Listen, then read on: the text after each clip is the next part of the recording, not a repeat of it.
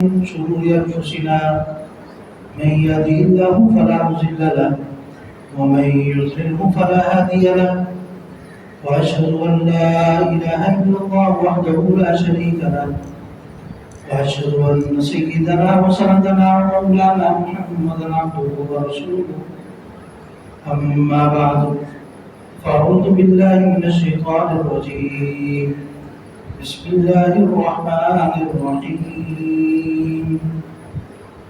إنا أعطيناك الكوثر فصل لربك وانحر إن شانئك هو الأبتر صدق الله العظيم. میرے واجب الاحترام قابل صدر احترام دوستو ساتھی بزرگوں، اللہ رب العزت نے ہمارے لیے دنیا کے اندر مختلف عبادات کو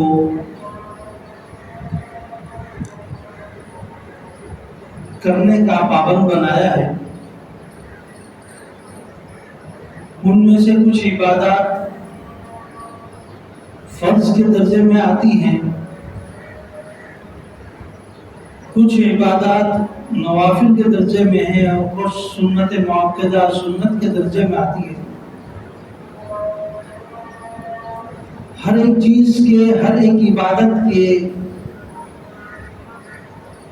جو احکامات ہیں وہ مختلف ہیں. کچھ کے اندر گنجائش بالکل نہیں ہوتی،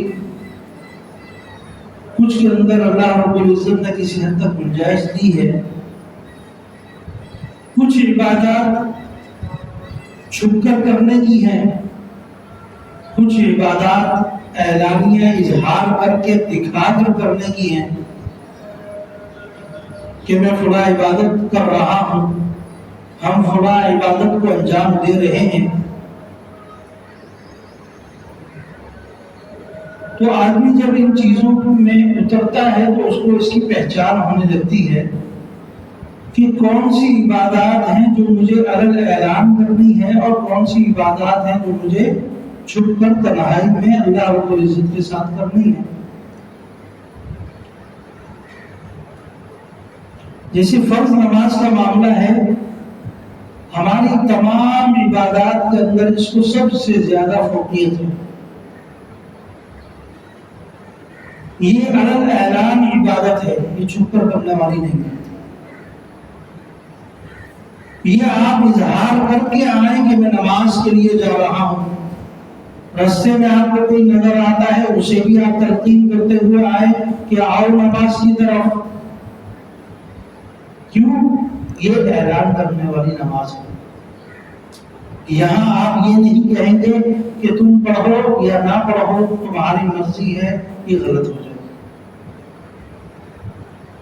یہاں نماز پڑھنی ہے، اس کے علاوہ کوئی اور گنجائش نہیں.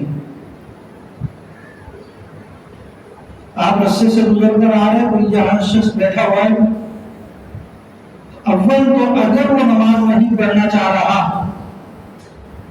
تو بہتر یہ کہ وہ وہاں نہ بیٹھے. آج بدبختی یہاں تک پہنچ چکی ہے کہ یہاں مسجد ہے، سامنے مسجد کے دکان ہے، اندر نماز ہو رہی ہے، دکان کھلی ہوئی ہے، وہ بھی دکان کے اندر بیٹھا. یہ علن اعلان وہ گناہ کر رہا ہے کہ یہ موقع تھا کہ وہ علن اعلان مسجد میں آ کر نماز پڑھتا، لیکن وہ اس کا الٹ کام کر رہا ہے کہ گناہ کرنے میں اظہار کرتا کہ میں گناہ کر رہا ہوں، نماز کا وقت ہے، میں باہر بیٹھا ہوا ہوں، میں دکان کھول کر بیٹھا ہوں.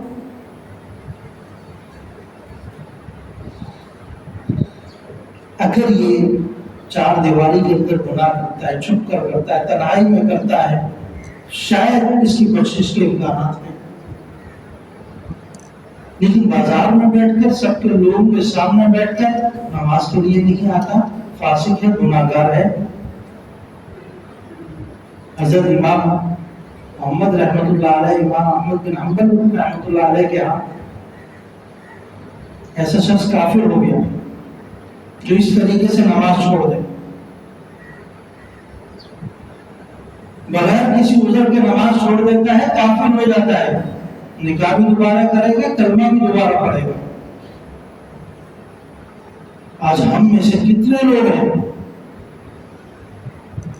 اس طرح نماز چھوڑ دیتے ہیں اور ہمیں محسوس تک نہیں ہوتا کہ ہم نے نماز چھوڑ دی۔ گھر کے اندر ہمارے کتنے فرد موجود ہیں جو نماز نہیں پڑھتے، ہمیں معلوم ہے، لیکن ان کو ترغیب کیا کرنی، ہم ترغیب بھی نہیں دیتے۔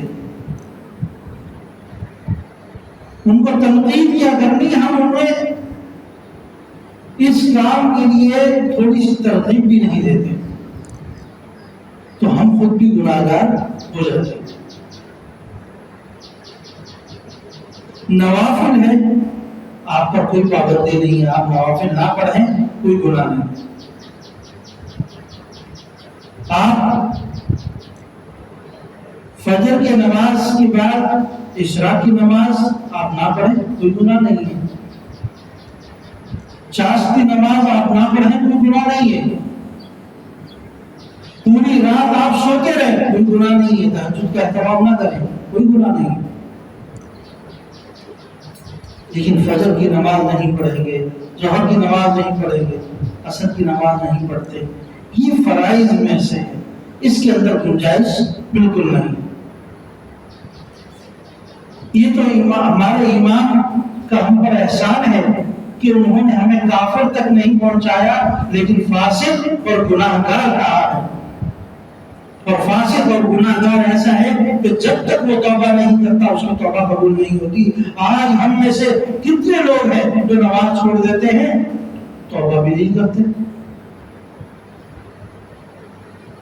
یہ وہ گناہ ہے کہ جب تک تم اس کی معافی نہیں مانگو گے، اللہ رب العزت بھی معاف کرنے والا نہیں۔ اور ہماری زندگی کا ایک طویل عرصہ گزر جاتا ہے ان گناہوں میں پڑھتے پڑھتے، اور ہمیں جب بندہ ایک گناہ کرتا جاتا ہے نا تو اس گناہ کی اہمیت ختم ہو جاتی ہے، پھر اس کو گناہ لگتا ہی نہیں۔ ہمارے میں سے کتنے لوگ ہیں پورا پورا ہفتہ مسجد میں نہیں آتے، اور بعض بدبخت تو ایسے ہیں جمعے کے دن بھی نہیں آتے۔ پھر اللہ رب العزت سے کیا تمنا کرو گے؟ وہ رحمتیں اور برکتیں کہاں نازل ہوں گی؟ پھر مشکلات کیوں نہیں آئیں گی؟ پھر بیماریاں کیوں نہیں آئیں گی؟ پھر آزمائش میں اللہ رب العزت کیوں نہیں ڈالیں؟ اگر اس کے باوجود کوئی سکون اور اطمینان میں زندگی گزار رہا ہے تو وہ اللہ رب العزت کی طرف سے ڈھیل سمجھے کہ اللہ رب العزت نے کچھ وقت دے رہے اس کو کہ شاید یہ میرا بندہ میرے راستے پر آ جائے۔ اسی طریقے سے صدقہ خیرات کرنے کا حکم دیا گیا ہے۔ زکوٰۃ کا معاملہ ہے، پہلا اعلان آپ زکوٰۃ دیں، یہ فرض ہے، یہ چھپا کر نہیں دیں گے، بتا کر دیں گے میں زکوٰۃ دے رہا ہوں۔ صدقہ خیرات کر رہے ہیں، حدیث میں آتا ہے سیدھے ہاتھ سے کریں تو بائیں ہاتھ کو پتہ نہ چلے کہ آپ نے صدقہ کیا، یہ ہے چھپانے کا، یہ چھپانا کہ غریب کی توہین نہ ہو۔ آپ صدقہ خیرات کریں، چھپ کر اس کے ساتھ تعاون کرتے ہیں، اس کے ساتھ سلام کریں اور سلام کرتے ہوئے اس کے ہاتھوں میں دے کر، تاکہ اس کے ساتھ کھڑے ہوئے شخص کو بھی پتہ نہ چلے اس شخص نے تعاون کیا۔ یہ وہ مواقع ہیں جہاں پر اللہ رب العزت چاہتے ہیں کہ میرا بندہ چھپ کر میری عبادت کر۔ یہ وہ عبادات ہے جو چھپ کر کی جاتی ہے۔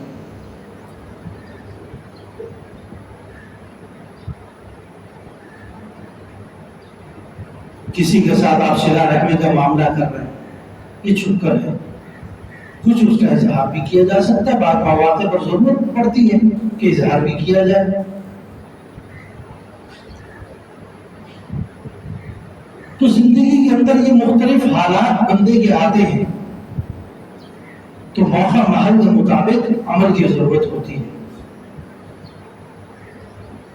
قربانی جیسا عظیم الشان عمل آنے والا ہے. یہ عبادت ہے دکھا کر کرنے کی. نبی اکرم صلی اللہ علیہ وسلم نے فتح مکہ کے وقت تقریباً 63 اونٹوں کی قربانی کی، اپنے ہاتھ سے ان کو نہار کیا، 63 اونٹ دکھا کر کے. تو یہ کچھ اظہار ہوتا ہے، قربانی کا کیا اظہار کرے. بعض لوگ یہاں پر بھی کچھ باتیں کرنے لگ جاتے ہیں، بھائی قربانی کے اندر کیوں پیسہ ضائع کر رہے ہو، لاکھوں روپے کے بیل لے کے آ رہے ہو، اتنا پیسہ لگ رہا ہے. ٹھیک ہے، یہ بہت اچھا عمل نہیں ہے کہ آپ بہت مہنگے مہنگے لے کر آئے، لیکن جس کو اللہ نے وسعت دی ہے وہ کرے بھی. ایک درمیانے قسم کا جانور لے کر آئے، اس کی قربانی کریں، دکھا کر کریں کہ میں اللہ کے راستے میں قربان کر رہا ہوں.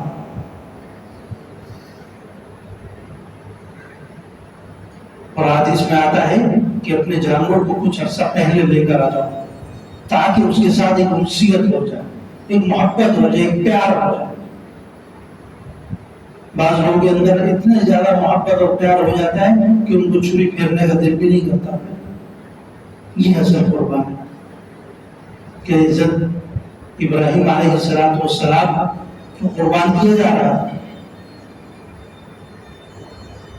اپنے بیٹے کے جب قربان کیا جا رہا تھا تو وہ کیفیت آپ کی ہونی چاہیے. تو اس کے لیے کیا ضروری ہے کہ پہلے سے قربانی لائی جائے، اس کی دیکھ بھال کی جائے تاکہ وہ آپ کا ایک فیملی ممبر بن جائے. ایسے نہ ہو کہ باہر پکڑا اور باہر سے ہی قربانی کر کے آگے پتہ ہی نہیں کیا قربان کیا. تو تھوڑا سا اہتمام کر لیا جائے، کم سے کم ایک ہفتہ 2-4 دن پہلے لے کر آ جائے تاکہ تھوڑی بہت نصیحت ہو، پھر اس کی قربانی کی جائے. حج کا عمل ہے دکھا کر کیا جاتا ہے، بتا کر کیا جاتا ہے. آپ عمرہ کر رہے خاموشی سے آپ چلے جائیں، عمرہ کر کے آئیں. وہ ہے جب چھپا کر کرنے والا.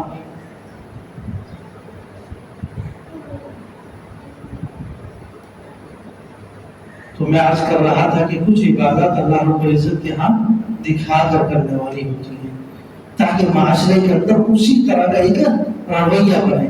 آج بدقسمتی سے ہم نے فرض عمل کو بھی اس کے اندر شامل کر دیا ہے کہ یہ بھی ایک انفرادی عمل بن گیا ہے، اجتماعی سے نکل گیا.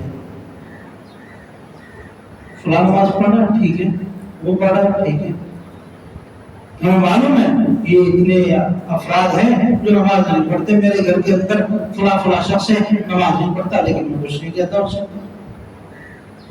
تو جب میں نہیں کہتا تو میں اس کے گناہ کے ساتھ شریک ہو جاتا ہوں، میں اس کے گناہ میں برابر کا شریک ہوں.